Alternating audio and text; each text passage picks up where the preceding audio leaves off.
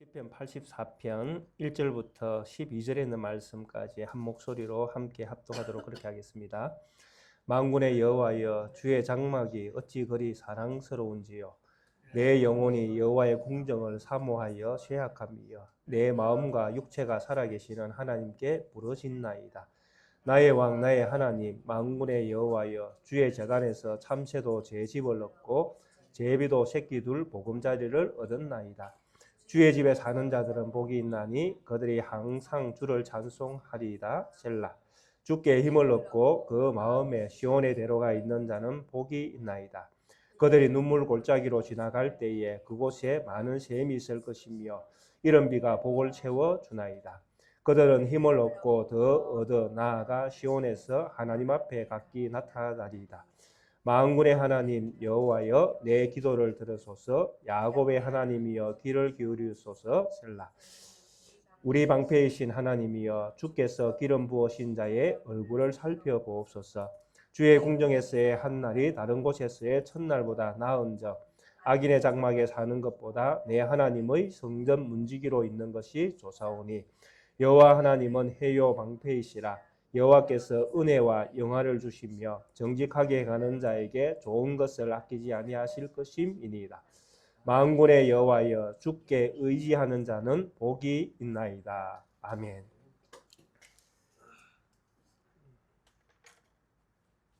오늘은 시편 84편에 있는 말씀을 함께 나누려고 합니다.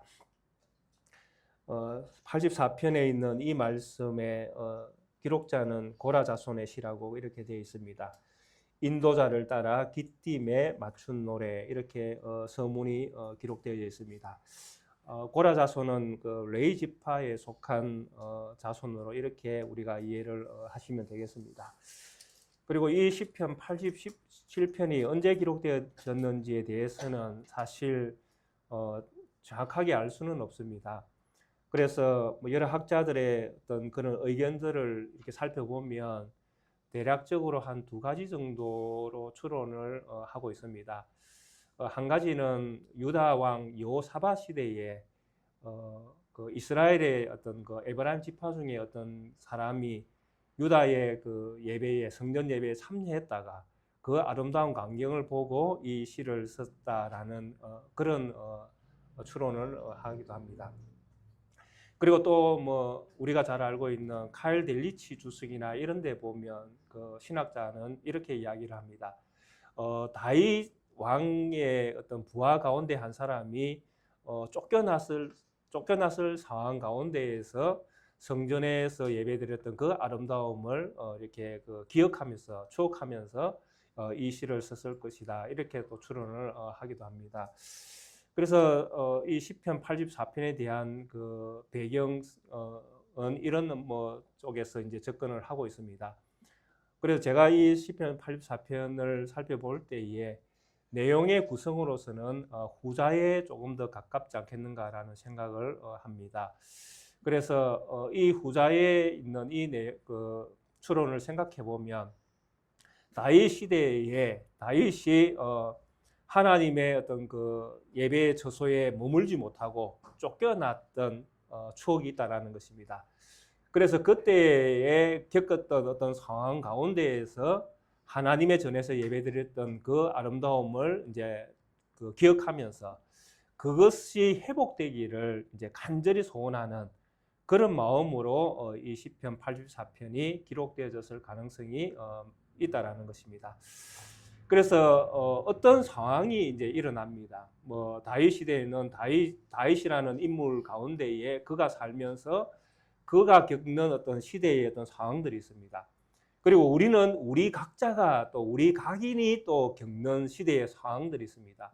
물론 크게는 뭐 나라 또 부산 또 우리 가정 뭐 이런 데서 겪는 거지만은 이런 가운데에서 개인과 개인이 자기의 어떤 처지, 생활들이 있지 않습니까? 자기의 생활 환경 가운데에서 경험하게 되어지는 일들이 있습니다. 그래서 이런 일들 가운데에 내가 어떤 무언가를 경험하게 되어질 때에 그 경험 가운데에 진짜 우리가 갈급하고 또 구하고 정말 힘을 내야 될 것이 무엇인가 하는 것을 어쩌면 이 시편 84편이 가르쳐주고 있다라는 생각도 해보게 되어집니다. 그래서 우리가 어떤 상황에 놓여졌을 때에 그 상황 가운데에서 우리가 바라봐야 될 것은 무엇이고, 그게 상황을 바라보는 것이 아니라 그 상황 가운데에서 진짜 바라봐야 될 것이 있다라는 것입니다. 그래서 그것이 무엇인지를 제대로 우리가 알고 믿게 되어지면 그것이 바로 이 시편 84편에서는 그것이야말로 진짜 복이다라고 이야기를 하고 있는 것 같습니다. 그래서 진짜 복이 무엇인가 하면 결론적으로 복이라는 것은 성경이 말하는 하나님께서 우리에게 주시는 복이라는 것은 하나님의 뜻이 이루어지는 것이 복입니다. 이해가 되십니까? 하나님의 뜻이 이루어지는 것이 진짜 복이다라는 것입니다. 만약에 우리에게 복이다라고 할 때 가장 하나님 뜻이 이루어진 복이 무엇입니까? 하나님이 나를 선택해서 나로 하여금 하나님 자녀 삼아준 것. 그게 하나님 뜻이잖아요. 왜? 하나님이 만세전에 창세전에 우리를 선택했다고 말씀하시니까 그 선택이 지금 우리 시대에 나에게 그것이 이루어진 거잖아요. 이게 얼마나 큰 복입니까? 이런 것들이 이제 성경에서 진짜 우리에게 복이라고 이제 이야기를 하는 것입니다. 그런데 우리는 이런 진짜 복을 가지고 있는데 이 진짜 복을 가지고 있으면서도 우리는 늘 복 타령을 많이 하지 않습니까? 복을 또 달라고, 또 복을 달라고. 우리가 이제 구하는 복은 하나님이 우리에게 주시기를 원하는 복과는 조금 떨어져 있는, 그죠? 조금 이렇게 한 발짝 떨어져 있는 경우가 참 들어 있습니다. 많이 있지는 않겠지만 들어 있습니다. 그래서 이런 부분들을 성경을 통해서 잘 살피면 우리가 그런 부분들을 조금 우리의 삶 가운데에서 짐을 드러낼 수 있습니다. 그렇게 되어지면 우리의 마음이 더 편안해지고 진짜 내가 복을 받은 것이 믿어지면 우리의 어떤 신앙생활이 한결 더 가벼워질 수 있습니다. 그래서 이런 부분들을 시편 84편은 또 우리에게 말씀하고 있는 것 같습니다. 그러면 이제 그 배경은 제가 말씀드렸습니다. 저는 후자를 선택을 했습니다. 다윗이 하나님의 처소 그 성전에서 여기서는 다윗 시대 때는 그 성막이죠. 성막에서 하나님 앞에 예배하던 것, 이것을 잃어버린 때가 있었다라는 것입니다. 그래서 가만히 생각해 보면 다윗의 일생을 가만히 생각해 보면 이런 일들이 일어난 경우는 자기 아들 압살롬이 반역했을 때에 다윗이 예루살렘을 버리고 도망가는 이 사건이 일어났을 때를 우리가 기억을 해볼 수 있습니다.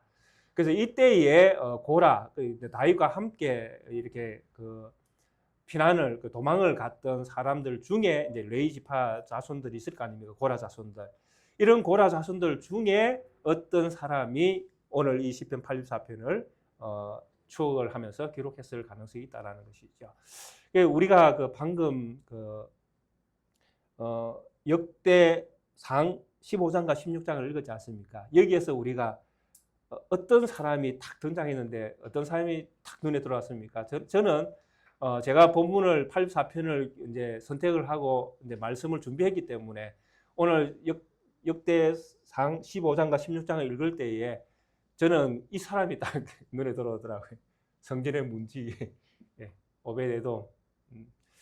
그래서 이런 사람들이 어쩌면 이 시편에 기록을 하는데 어쩌면 일조를 했을 가능성도 있지 않을까 하는 이제 추론은 충분히 가능하죠. 단정지어서 이 사람이다라고 할 수는 없지만은 이런 사람들이 이 시편에 있던 저자일 가능성은 충분히 있는 것입니다. 자, 그러면 이제 쫓겨가면서 이제 다윗과 그 일행들이 예루살렘에서 이제 자기 아들의 반역 때문에 이제 쫓겨가는 엄청난 시련을 당하게 되어집니다. 이것은 다윗에게는 자기 일생 일대에 일어났던 최고의 위기 상황입니다. 자기의 왕권을 수탈당하고 아들에게 수탈당하고 왕이면서도 왕 노릇할 수 없는 상황으로 내몰리는 것입니다. 근데 이 상황이 어떤 상황인가 하면 자칫 잘못하면 아들에게 목숨을 잃어버릴 수 있는 상황입니다. 그래서 압살롬이 왕이 되어지고 그가 군사를 파견시켜서 다윗 뒤를 쫓아가게 되어지는 이런 상황이 생기면 다윗의 목숨까지도 내어놓아야 할 위기 상황이 있는 것입니다. 그러면서 지금 이제 도망가는 이런 상황 가운데에서 이제 고라의 자손 가운데 한 사람이 노래를 합니다. 이 시편 84편은 1절부터 4절, 그리고 5절부터 8절, 9절부터 12절 이렇게 조금 세분화시켜서 볼 수 있습니다. 1절부터 4절에 보면 이 고라 자손이 하나님이 계시는 거처, 성막, 이 성막을 얼마나 간절하게 사모하는가 하는 그런 마음이 이렇게 담겨져 있습니다. 그러니까 하나님이 계신, 이제 자기는 쫓겨나고 있으니까 하나님의 그게 성막으로부터 멀어지고 있잖아요. 멀어지는 이 상황 속에서 이 성막을 향한 간절한 소망이 담겨져 있다는 것입니다. 그게 어디에 있는가 하면 1절부터 4절에 담겨져 있습니다. 그 마음이 만군의 여호와여 주의 장막이 어찌 그리 사랑스러운지요. 쫓겨가면서 이제 성막을 생각해 보니까 이 성막이 정말 주의 그 성막이 너무나 사랑스럽게 느껴지는 겁니다. 대한민국 사람으로 태어나 한국에 살다가 한국에서 그냥 뭐 인생을 이렇게 마무리하지 아니하고 가끔 우리가 여행으로 바깥을 이렇게 다니기도 하시지 않습니까? 그럼 외국 여행을 가시면 전부 다 애국자가 된다는 소리가 있습니다.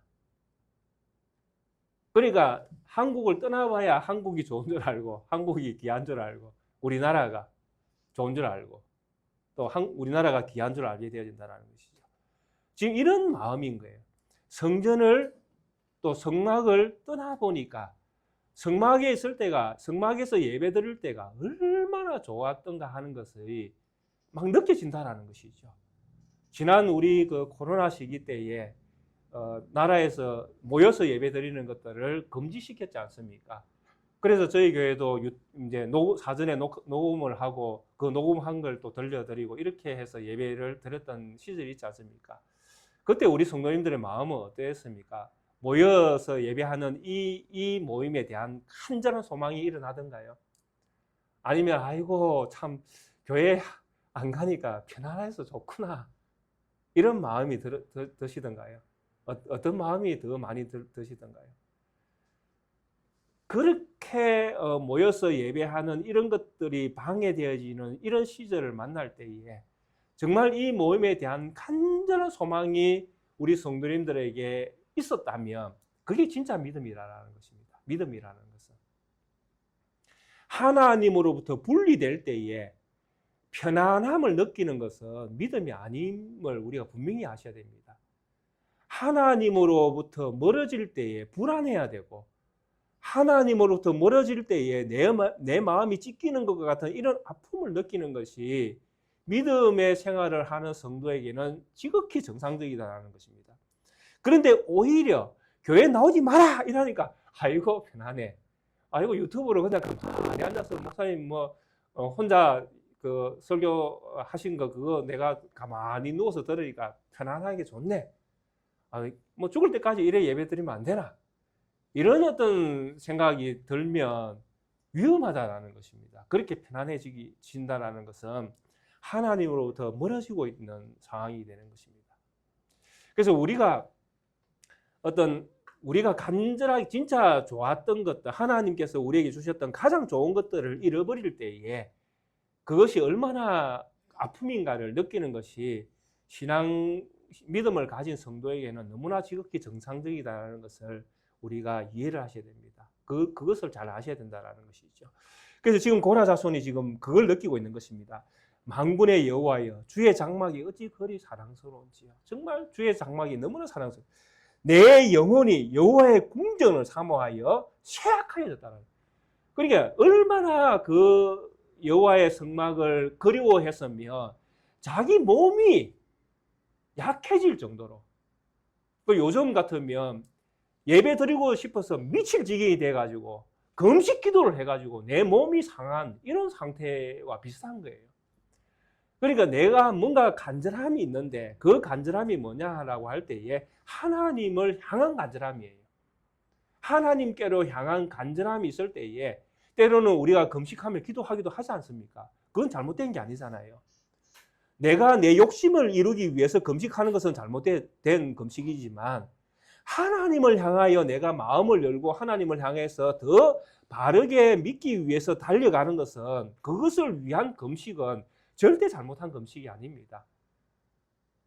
그래서 지금 이 고라의 자손은 이런 어떤 그 경험을 하고 있는 것입니다. 하나님의 궁정을 사모해서 그 궁정에서 예배하던 것들이 너무 하나님과 앞에 감사한 일이어서 그것을 잃어버린 그 아픔 때문에 그것을 사모하면서 기도하고 구하고 있는 것이죠. 그러면서 그가 부르는 하나님의 이름이 무엇입니까? 만군의 여호와요. 만군의 여호와요. 그러니까 하나님이 뭔가 일을 하셔야 되는 상황인 겁니다. 그런데 하나님이 무슨 일을 하셔야 되는가 하면 만군, 모든 군사의 대장이 돼서 자기 자신들이 지금 잃어버렸던 그 성막을 찾아줘야 되는 왕이신 거예요. 그래서 이 고라 자손은 하나님을 향하여 만군의 여호와라고 부르고 있는 것입니다. 자기들은 지금 성전에서 성막도 잊어버리고 예루살렘 성전에서 쫓겨나가지고 지금 성에서 쫓겨나서 지금 도망가고 있는 상황이니까 다시 뺏어서 다시 돌아가야 될 상황이잖아요. 그러니까 여기에 누가 오셔야 됩니까? 만군의 여호와가 오셔야 되는 것이죠. 그것을 싸워서 다시 되찾아줄 왕이 오셔야 되는 것이잖아요. 그러니까 이때에 불려지는 만군의 여호와는 이 고라의 자손이 부르는 최고의 왕인 거예요. 최고의 신이죠. 하나님이 어떤 하나님으로서, 싸우는 하나님으로 지금 등장하셔야 된다는 것입니다. 우리 하나님은 우리에게 어떻게 오셔야 됩니까? 우리 하나님은 우리에게 오실 때에 자비로운 하나님으로 오셔야 되잖아요. 하나님이 저한테 이렇게 오시면서 만군의 하나님으로 저한테 오시면 제가 어떻게 되겠습니까? 저는 완전 박살납니다. 그죠? 그러니까 하나님이 저에게 올 때는 싸우는 하나님이 오시면 안 되잖아요. 하나님이 싸울 때는 대적을 위해서 싸우는 하나님으로 우리에게는 기억되어야 되잖아요. 그리고 나에게 오시는 하나님은 자비의 하나님이 나에게 오시는 하나님 되셔야 되는 것이고. 그래서 지금 이 고라 자손은 적을 향하여 싸워야 될 왕이기 때문에 만군의 여호와라는 이름을 지금 부르고 있는 것입니다. 그래서 그 왕이 오셔서 그 왕이 자기들이 잃어버린 것들을 되찾아주기를, 자기가 지금 간절히 사모하는 이것을 되찾아주기를 그렇게 원하고 있는 것입니다. 근데 여기에서 이제 만군의 여호와여 주의 장막이 어찌 그리 사랑스러운지요, 내 영혼이 여호와의 궁정을 사모하여, 이렇게 되어 있는데 이 단어들의 뜻은 사실은 그 성막 중심이라기보다는 성막 이 주변을 이야기하는 단어로 쓰여져 있습니다. 그러니까 장막이 있으면 장막 안에서 이제 그 뭐 번제단 위에 제물이 태워지고 이런 것들을 준비하는 곳이 있잖아요. 그런 쪽을 지금 일컫는 단어들로 되어 있습니다. 우리 성경 번역에 기록되어 있는 궁정이라는 이런 단어는 그 궁전에 있는 정원을 가리키는 것처럼 보이지 않았습니까? 그러니까 궁전에 있는 정원은 얼마나 화려합니까? 근데 이거는 지금 화려한 곳을 이야기하는 것이 아니라 예배를 위해서 준비하는 아주 그 제물이 잡혀지는 뭐 이런 상황 속에 있는 뜰을 이야기하거든요. 그러니까 그것은 뭐 화려한 것을 이 고라의 자손이 지금 노래하고 있는 것이 아닙니다. 그러니까 성막에 있는 그 화려한, 지성소 안에 있는 그 화려한, 지성소 사실 화려하진 않잖아요. 막 시커먼 데니까, 끔끔한 데니까. 이런 어떤 그나마 괜찮은 데를 사모하고 바라보고 이렇게 노래하는 것이 아니라 그 주변에 있는 그 준비하는 이 번잡한 곳, 이런 곳을 향해서도 이 간절한 마음을 가지고 지금 기도하고 있는 것입니다. 그러니까 이 간절함이 얼마나 진짜 마음에서 나오는 간절함인가 하는 것을 우리가 더 깊이 느낄 수 있는 단어들입니다. 그래서 이런 어떤 간절함을 가지고 자기의 육체가 쇠약해지는 이런 가운데서도 자기의 마음이 육체가 살아 계시는 하나님 앞에 기도를 하는데 그냥 기도하는 것이 아니라 부르짖나이다 이렇게 되어 있습니다. 그러니까 이 1절과 2절에 이 고라 자손이 잃어버린 성막에서의 예배의 이제 그 아름다움을 다시 한번 회복하기 위한 자기의 어떤 그 바램 소망이 얼마나 그 순수하고 간절한가 하는 것이 이 단어에 다 들어 있습니다. 떨들 부르짖나이다. 내 육체가 쇠약하네. 이런 어떤 모습 속에 얼마나 진짜 그 성막에서의 예배를 그가 정말 즐거워했는가, 정말 그것을 얼마나 사랑했는가 하는 것을 우리가 느낄 수가 있습니다. 그냥 그 예수님께서 기도하실 때에 그 기도할 때에 땀이 흐르는 그 땀이 핏방울 같이 이렇게 보였던 것처럼 그런 어떤 간절함입니다. 부르짖나이다. 그냥 기도하는 것이 아니라 뭐 주여 주여 주여 뭐 삼창하는 것이 아니라 정말 가슴에서 나오는 가슴이 터지도록 그렇게 하나님 앞에 간절함을 토하고 있는 것입니다. 그러면서 그가 이렇게 부릅니다. 나의 왕 나의 하나님이여 만군의 여호와이여 주의 제단에서 참새도 제 집을 얻고 제비도 새끼 둘 보금자리를 얻었나이다. 이렇게 노래합니다. 이게 그렇게 이 사람이 부르짖는 이유가 있습니다. 그게 뭐냐 하니까 이제 성막이 있으면 성막 주위에 그 여러 가지 텐트를 같이 섰을 거 아닙니까? 왜 레위 사람들이 수도 없이 많으니까 이 사람들이 수종 들려면 텐트를 치고 주위에 그 머물면서 함께 그 성막에 수종 드는 이런 당번제가 되어질 때 들어가서 이제 수종을 들어야 되는 이런 상황이잖아요. 다윗 시대 때는 텐트를 치고 이제 이렇게 살고 있으니까. 그러니까 이 사람은 어쩌면 이런 삶 속에서 그가 경험을 했을 수도 있습니다. 텐트에 보면 갑자기 뭐 제비가 날아와 가지고 뭐 집을 짓기도 하고 뭐 참새가 날아와 집을 짓기도 하고 뭐 이런 상황들 아니겠습니까? 뭐 비둘기가 오만대 우리가 사는 이 동네에 집을 짓고 또 옛날 그 처마가 있던 집에 보면 뭐 어르신들은 다 아시잖아요. 제비가 그 밑에 이 집을 지어놓고 짹짹짹 거리는 거 이런 거 많이 보셨지 않습니까? 이런 것들을 아마 이 사람은 보았을 것입니다. 그래서 참새가 이 하나님의 제단 있는 이 그 성막 주위에서 참새도 제 집을 얻고 제비도 새끼 둘 보금자리를 짓고 사는 이런 것들을 보면서 그렇게 보는 그 비물조차도 어디에 지금 소속되어 있습니까? 하나님이 거하는 그 성막 주위에 이렇게 있는 거예요. 그게 너무나 이 사람이 추억하는 참새조차도 하나님은 그 성막에 하나님 계신 곳에 그걸 지어도 하나님이 그것을 다 봐주시더라는 것이죠. 참새도 제 집을 짓고 참새도 또 제비도 다 보금자리를 두는 이런 것들을 보면서 하나님은 그런 것조차도 다 용납하시고 도와주시더라는 것이죠. 어디에 속할 때에? 하나님의 전에 속해 있을 때에. 하나님은 어떤 하나님이십니까? 이런 것들을 용납하시는 하나님 어떤 하나님이십니까? 예수님께서 마태복음에 우리를 하나님의 제자들에게 얼마나 하나님이 인자하신 하나님인가를 말씀하실 때에 그런 말씀을 하신 적이 있죠. 예수님도 새들도 먹이시고 입히시고 그죠? 공중에 나는 새들도 먹이시고 입히시고 그렇게 하시는 우리 하나님이 너희를 그냥 둘까 보냐 그렇게 말씀하신 적이 있죠. 들에 핀 백합화를 보라. 그가 뭐하냐? 아무것도 안 해도 그를 가장 아름답게 하나님께서 만드시지 않느냐.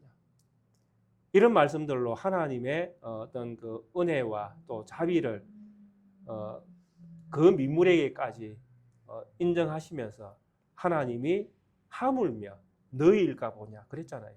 예수님께서. 이런 것조차도 먹이시는 하나님이 너희일까 보냐.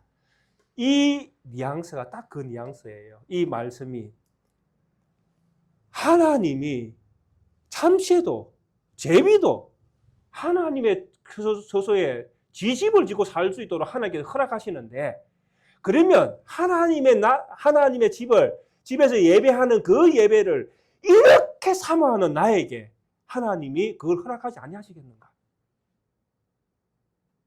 고라 자손은 지금 딱 이 마음을 지금 하나님 앞에 하고 있는 거예요. 그러니까 고라 자손이 하나님에 대하여 어떻게 자기가 하나님을 바라보는가 하면 자기에게 보이는 하나님은 자비로운 하나님이다라는 것입니다. 왜냐하니까 재단, 지금 여기 재단이 나오잖아요. 나의 왕, 나의 하나님, 만군의 여호와, 주의 재단에서, 재단은 뭐 하는 곳입니까? 동물이, 짐승이 잡혀서 거기에 태워지는 자리잖아요. 그 자리는 무엇을 보여주는 자리였습니까? 하나님의 희생을 보여주는 자리였잖아요. 그러니까 이런 희생의 자리로 말미암아 참새도, 제비도 자기 집을 짓고 새끼 둘 보금자리를 얻는 것을 볼 때에 우리 하나님은 자비로우신 하나님이다라는 것이죠.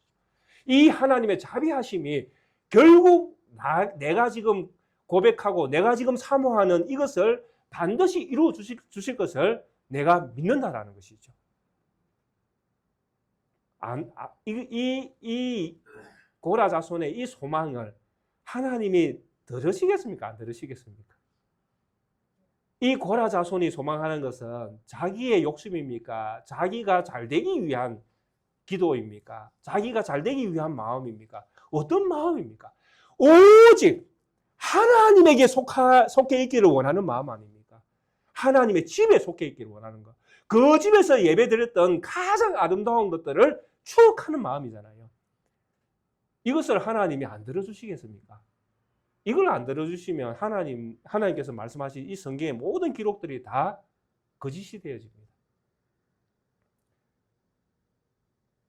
그래서 4절에 이렇게 말하지 않습니까? 주의 집에 사는 자들은 복이 있나니 그들이 항상 주를 찬송하나이다. 누가 진짜 복이 있습니까?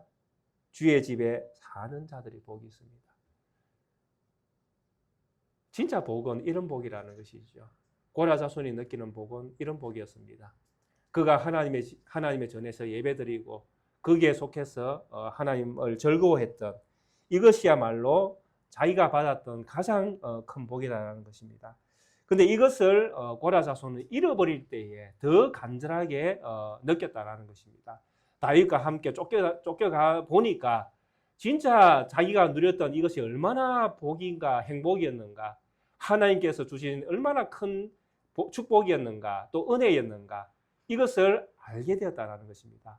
지난 4, 5년 동안 코로나 시기에 우리 성도님들이 많이 흩어졌었고 또 그곳에서 집에서 각자의 처소에서 예배를 드렸었습니다. 그런 가운데 지금 모여서 예배드리는 이것을 회복하고 또 변함없이 하나님 앞에 충성되게 또 예배를 하고 있습니다. 정말 간절했던 그 마음들이 지금도 변함이 없으시고 그때에도 변함이 없었다면 이것이야말로 우리 성도님들이 가진 최고의 복이 되는 것입니다. 이것보다 더 큰 복이 세상에 없습니다. 하나님의 전에 속해서 내가 그것을 사모할 수 있는 마음, 그것을 잃어버렸을 때에 여전히 그것을 회복하는 것을 최고의 즐거움으로 기억하며 하나님 앞에 기도할 수 있었던 그 마음, 그것이야말로 진짜 신앙의 마음이다라는 것입니다. 이 간절함이 고라의 자손에게 있었다라는 것입니다. 그러니까 이런 어떤 고라의 자손에 이런 간절한 마음이 있으니까 이제 쫓겨갈 때에도 어떤 마음으로 쫓겨갑니까? 하나님이 흩어서 나를 이렇게 쫓겨가는 시세를 허락했어도 반드시 하나님은 나를 돌아오게 하실 것이다 라는 믿음이 생긴다는 것입니다. 잃어버려도 코로나 시기에 예배 드리지 마라 이렇게 해도 우리가 간절한 믿음의 마음으로 이것을 향하여 마음이 열려있다면 하나님은 분명히 회복시켜 주신다는 것이죠. 그래서 5절에 보면 주께 힘을 얻고 그 마음에 시온의 대로가 있는 자는 복이 있나이다. 주님만이 나의 힘입니다라고 이렇게 주님께 힘을 얻는 그런 마음을 가진 사람에게는 하나님께로 향하는 그 길이 대로가 열려있다는 것이죠. 돌아갈 길이 생긴다는 것입니다. 그걸 간절하게 바라보는 것입니다. 이것을 다윗의 고백에서도 우리가 충분히 볼 수 있습니다. 사무엘하 15장에 보시면 다윗이 쫓겨갈 때에 그가 하나님 앞에 고백하는 내용이 나옵니다. 정말 이럴 수 있을까라고 우리가 생각할 정도로 위기 상황 속에서도 다윗이 하나님에 대한 신실함을 잃지를 않습니다. 사무엘하 15장 24절부터 26절에 있는 말씀을 함께 보겠습니다. 보라, 사독과 그와 함께한 모든 레위 사람도 하나님의 언약궤를 메어다가 하나님의 궤를 내려놓고 아비아달도 올라와서 모든 백성이 성에서 나오기를 기다리도다. 이제 쫓겨갈 때의 이야기입니다. 왕이 사독에게 이르되, 보라, 하나님의 궤를 성읍으로 도로 메어가라. 만일 내가 여호와 앞에서 은혜를 입으면 도로 나를 인도하사 내게 그 궤와 그 계신 데를 보이시리라. 그러나 그가 이와 같이 말씀하시기를 내가 너를 기뻐하지 아니한다 하시면 종이 여기사오니 선히 여기시는 대로 내게 행하시옵소서 하리라. 무슨 말씀인지 이해가 되십니까? 쫓겨갈 때에 제사장 이제 사독과 아비아달이 언약궤를 가지고 나오는 거예요. 쫓겨가니까 왕이 쫓겨가니까 이제 언약 하나님도 같이 가야 된다고 하나님의 언약궤를 예루살렘 성에서 이제 성막에서 이제 가지고 나오는 것입니다. 그러면서 왕과 함께 이제 언약궤가 옮겨가는 것이죠. 그러면 이제 언약궤가 있는 곳에서 예배를 하게 되어지잖아요. 근데 다윗이 이때 뭐라고 이야기합니까? 언약궤를 도로 갖다 놔라는 것입니다. 어디로? 예루살렘으로. 왜? 하나님이 정말 나를 기뻐하시면 내가 다시 이 궤가 있는 곳으로 돌아올 것이다라는 것이죠.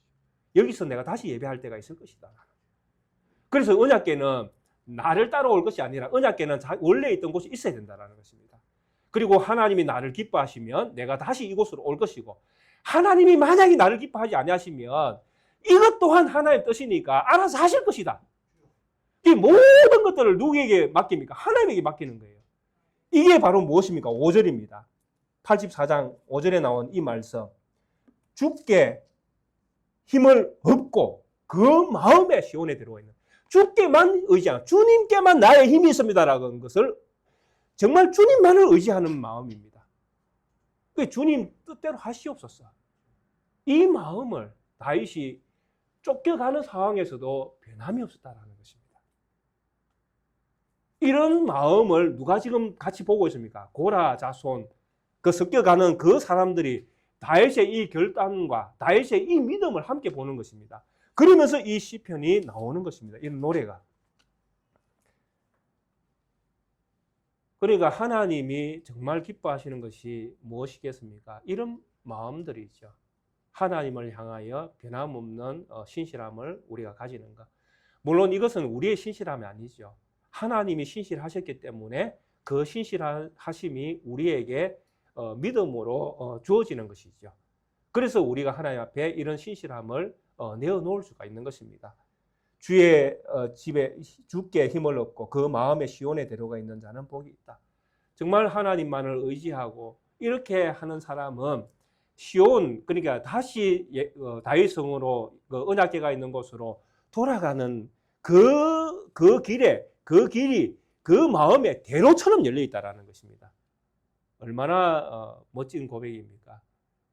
우리가 하나님께 모이는 이 모임, 또 하나님을 향한 열심, 이런 것들을 향해서는 무엇처럼 열려 있어야 됩니까? 우리의 마음이 대로처럼 열려 있어야 된다는 이야기입니다. 세상 일에 이렇게 대로처럼 열려 있는 것이 아니라 하나님 앞에 살아가는 하나님의 자녀로서의 신실한 믿음의 길 위에 이 믿음은 대로처럼 열려 있어야 된다는 것입니다. 이런 사람들이 쫓겨가는 이런 시세를 당해도 어떤 상황이 일어납니까? 그들이 눈물 골짜기로 지나갈 때에 그곳에 많은 샘이 있을 것이며, 다윗이 쫓겨나는 이 상황은 눈물 골짜기로 지금 지나가는 상황 아닙니까? 그런데도 불구하고 하나님에 대한 이런 신실한 마음을 가진 자는 이 눈물 골짜기조차도 무엇이 되어진다? 샘이 되어진다는 것이. 눈물이 그들을 살리는 무엇이 생명수가 되어진다는 것입니다. 얼마나 멋집니까? 그들이 가는 그 길에 이른비가 복을 채워주시나이다. 이렇게 되어 있습니다. 이스라엘에서 하나님께서 주신 복을 이야기할 때 하나님께서 가나안은 하나님께서 이른비와 늦은비를 적절하게 주시는 땅이다. 이렇게 표현해 놨습니다. 그래서 이때의 이른 비는 파종과 경작을 위해서 내리는 비입니다. 뭐 시기적으로는 뭐 이스라엘은 10월 11월에 파종을 하기 때문에 이때 내리는 비를 이른 비라고 그럽니다. 이때 비가 잘 내려서 파종을 하고 또 그 경작을 할 수 있도록 이렇게 씨가 아름다운 열매가 맺어질 수 있도록 그렇게 파종을 일단 해서 물이 있어야 물이 생명이 되지 않습니까? 이때 내리는 비를 이른 비라 그럽니다. 그러니까 하나님이 얼마나 시기적절하게 비를 내려서 그 사람을 살리겠습니까? 하나님을 향하여 이런 마음을 가지고 있는 사람은 하나님께서 반드시 살리신다라는 것입니다. 하나님에 대하여. 그리고 7절에 이렇게 이야기합니다. 그들은 힘을 얻고 더 얻어 나아가 시온에서 하나님 앞에 각기 나타나니라. 도망가고 있는데, 쫓겨가고 있는데 결국은 어떻게 할 것이다. 그들은 시온에서 하나님의 성막에서 그들은 하나님을 볼 것이다. 소망이죠. 엄청난 소망입니다. 그게 꿈꿀 수 없는 꿈을 꾸고 있는 것입니다. 다윗과 함께 피난을 가는 이 상황 속에서 어쩌면 내일 죽을 수도 있고 어쩌면 오늘 죽을 수도 있는 이런 상황인데 이 상황 속에서 그들은 기도하면서 하나님의 계신 성전에서 예배드렸던 것들을 추억하면서 그것이 회복되어질 것을 간절히 바라면서 그들은 하나님을 의지하고 있습니다. 참 이건 쉽지 않은 어떤 그 상황입니다. 쉽지 않은 어떤 기도입니다. 이렇게 기도하고 할 수 있다는 이 자체가 어려운 일입니다. 그런데 이렇게 기도하면서 뭘 바라봅니까? 우리는 반드시 그 자리에 있을 것이다. 소망을 노래합니다. 그리고 8절에 만군의 하나님 여호와여 내 기도를 들으소서 야곱의 하나님이여 귀를 기울이소서 이 내용으로 하나님 앞에 기도를 하고 있습니다. 하나님이 들으실까요? 안 들으실까요? 예, 100% 듣습니다. 우리가 늘 기도를 어떻게 해야 하는가 하는 또 기도의 내용이 무엇이 되어야 하는가 하는 것 우리 참 많이 고민하지 않습니까? 기도의 내용은 하나님의 뜻이 이루어지는 것이 기도의 내용입니다. 지금 이 고라의 자손이 하는 기도는 하나님의 뜻이 이루어지는 것입니다. 왜? 우리가 호세아를 통해서 보았던 내용이 무엇이었습니까?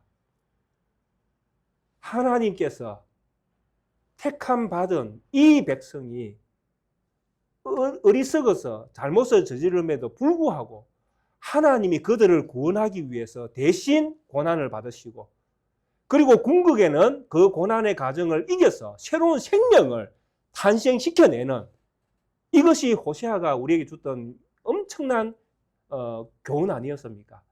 근데 이것이 시편 84편에도 그대로 녹아있다는 이야기입니다. 다윗은 이스라엘의 왕입니다. 하나님이 세운 메시아예요. 근데 이 메시아가 하루아침에 갑자기 자기 아들의 반역으로 인해서 애매히 고난을 당하고 지금 쫓겨나고 있지 않습니까? 하나님께서 주신 고난의 길을 지금 경험하고 있다는 이야기입니다. 이 경험 뒤에는 무엇이 와야 됩니까? 새로운 생명이 와야 되잖아요. 그러니까 고라 자손은 지금 무엇을 기도하고 있습니까? 새로운 생명을 구하고 있잖아요. 하나님이여 우리가 이 고난을 다 당한 다음에 무엇을 회복시켜 주십시오. 하나님의 전에서 다시 예배하는 다시 우리의 왕이 하나님의 그 전에서 왕으로 다시 등극하는 그 영광을 다시 주옵소서. 지금 고라 자손이 기도하고 있는 내용은 이 기도입니다. 요약하면 이것을 하나님이 들으셔야 됩니까? 안 들으셔야 됩니까? 들으셔야 되죠. 그래야 예수님이 오실 거 아닙니까? 궁극적으로. 그러니까 고라 자손이 지금 하나님 앞에 기도하고 있는 이 기도는 사심, 자기 마음에 있는 욕심의 기도가 전혀 아닙니다. 철저하게 하나님의 계획, 하나님의 뜻이 무엇인지를 알고 그 하나님 뜻 안에서 그가 하나님 뜻이 이루어지기를 기도하고 있는 것입니다. 주기도문. 하늘에서 하나님 뜻이 이루어진 것처럼 이 땅에서도 하나님 뜻이 이루어지기를 원한다는 기도. 이 기도를 지금 하고 있는 것입니다. 그러니까 이 성경에서 우리에게 기도라는 내용들이 참 많이 등장하고 기도하는 내용들이 참 많이 등장하는데 이 모든 기도의 결론은 하나님의 뜻이 이루어지는 것입니다. 사람의 뜻은 절대 이루어지지 않습니다. 흔히 우리가 야베스 기도를 하면서 사람의 뜻이 이루어진 것처럼 이야기하시는 분들이 있는데 절대 아닙니다. 야베스의 기도는 철저히 하나님의 뜻이 이루어지는 것입니다. 제가 한번 설교를 했지 않습니까? 그러니까 이 모든 것들 하나님의 뜻입니다. 그래서 이런 것들이 있기 때문에 고라 자손 그리고 다윗에게는 소망이 있습니다. 자기가 경험하는 이 모든 것들의 경험 뒤에는 누가 있습니까? 하나님이 계시고, 그리고 하나님께서 이 모든 경험들 가운데에 무엇을 이루어내실 것이다. 하나님의 뜻을 이루어내실 것이다. 그런데 이 뜻이 이루어지기 위해서는 이 하나님의 뜻 안에 있는 자기 백성 또한 하나님과 동일한 마음을 가져야 된다는 이야기입니다. 그 동일한 마음이 무엇입니까? 다윗이 가지고 있는 마음입니다. 하나님이 이렇게 하시면 내가 믿음으로 이것을 감당해내겠습니다. 주의 뜻이라면, 내가 쫓겨가는 이것 또한 주의 뜻이라면 내가 그렇게 하겠습니다. 그러나 소망은 어디에 있습니까? 주의 전에 있습니다. 주의 장막에 내 소망은 있습니다. 돌아가기를 원합니다. 그곳에서 예배하기를 원합니다. 그곳에서 주님을 찬양하기를 원합니다. 그곳에서 하나님의 그 자비하심을 우리가 함께 노래하기를 원합니다. 이런 기도를 고라는 하고 있고, 이런 마음을 가진 다윗과 고라의 자손, 함께하는 이 모든 자들에게 하나님은 이 뜻을 이루어내실 것입니다. 그래서 우리에게 동일한 소망을 하나님께서 허락해 주실 것입니다. 9절부터 마지막 12절에서는 하나님의 은혜가 이제 주어지는 것처럼 그렇게 이야기합니다. 사실은 미래에 주어지지만 꼭 현재에 주어지는 것처럼 그렇게 이야기합니다. 우리 방패이신 하나님이여, 주께서 기름 부으신 자의 얼굴을 살펴보옵소서. 주의 궁중에서 한 날이 다른 곳에서의 첫날보다 나은즉 악인의 장막에 사는 것보다 내 하나님의 성전 문지기로 있는 것이 좋사오니 여호와 하나님은 해요 방패이시라. 하나님께서 누구를 보십니까? 하나님께서 세운 기름 부은 자는 다윗이잖아요. 다윗의 얼굴을 하나님이 살펴보옵소서. 하나님이 누군가의 얼굴을 살펴보는 것은 최고의 복입니다. 우리 원로 목사님 민수기 6장을 자주 이렇게 하시지 않습니까? 그 내용이 바로 이 내용입니다. 민수기 6장에 하나님께서는 어떻게 하고 계십니까? 여호와는 내게 복을 주시고 너를 지키기를 원하며 여호와는 그의 얼굴을 너에게 비추사 은혜 베푸시기를 원하며 우리 방패이신 하나님이여, 주께서 기름 부으신 자의 얼굴을 살펴보옵소서. 주께서 여호와는 그의 얼굴을 나에게 비추사 은혜 베푸시기를 원하며. 다윗의 얼굴을 살피는 것은 하나님이 다윗의 얼굴에 비추어서 다윗에게 자비를 베푸시는 하나님으로 지금 다가오고 계시는 것입니다.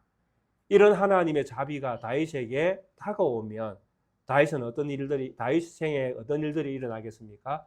다시 예루살렘으로 돌아가는 복이 다시 그에게 주어집니다. 왜? 하나님은 다윗에게 은혜를 베푸시는 해이며 하나님은 다윗을 지키는 방패이기 때문에 그렇습니다. 왜? 다윗이 메시아이기 때문에.